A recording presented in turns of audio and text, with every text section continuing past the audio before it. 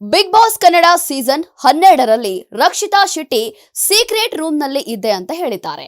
ಆದ್ರೆ ಮನೆಯಲ್ಲಿರುವಂತಹ ಸ್ಪರ್ಧಿಗಳು ಇದನ್ನ ನಂಬೋಕೆ ರೆಡಿ ಇಲ್ಲ. ಒಂದು ವಾರ ಯಾರನ್ನೂ ನೋಡದೆ ಯಾವ ವಿಡಿಯೋಸ್ಗಳನ್ನ ತೋರಿಸದೆ ತಮ್ಮನ್ನ ಸೀಕ್ರೆಟ್ ರೂಮ್ ನಲ್ಲಿ ಇಡಲಾಗಿತ್ತು ಎಂಬ ರಕ್ಷಿತಾ ಮಾತಿಗೆ ಕಾವ್ಯ ಶೇವಾ ಸೇರಿದಂತೆ ಯಾರೊಬ್ಬರು ನಂಬ್ತಾ ಇಲ್ಲ. ರಕ್ಷಿತಾ ಶೆಟ್ಟಿ ಅವರನ್ನ ಕಳೆದ ವಾರ ಒಂದೇ ದಿನದಲ್ಲಿ ಹೊರ ಹಾಕಿದ್ರು. ಆನಂತರ ಮತ್ತೆ ರಕ್ಷಿತಾ ಎಂಟ್ರಿ ಕೊಟ್ರು. ರಕ್ಷಿತಾ ಬಿಗ್ ಬಾಸ್ ಮನೆಯಿಂದ ಹೊರ ಹೋಗಿ ಒಂದು ವಾರ ಆಗಿತ್ತು. ಈ ಟೈಮ್ ನಲ್ಲಿ ಅವರು ಎಲ್ಲಿದ್ರು, ಏನ್ ಮಾಡ್ತಾ ಇದ್ರು ಅನ್ನೋದೇ ಕುತೂಹಲ ಆಗಿತ್ತು. ಇದೀಗ ಇಷ್ಟು ದಿನ ನನ್ನನ್ನ ಸೀಕ್ರೆಟ್ ರೂಮ್ ನಲ್ಲಿ ಇಡಲಾಗಿತ್ತು, ನನಗೆ ಒಂದು ವಾರ ಯಾರನ್ನೂ ತೋರಿಸಲಿಲ್ಲ ಅಂತ ರಕ್ಷಿತಾ ಶೆಟ್ಟಿ ಹೇಳಿದ್ದಾರೆ. ಈ ವಿಚಾರದಲ್ಲಿ ಮನೆಯವರಿಗೆ ನಂಬಿಕೆ ಬರ್ತಾ ಇಲ್ಲ.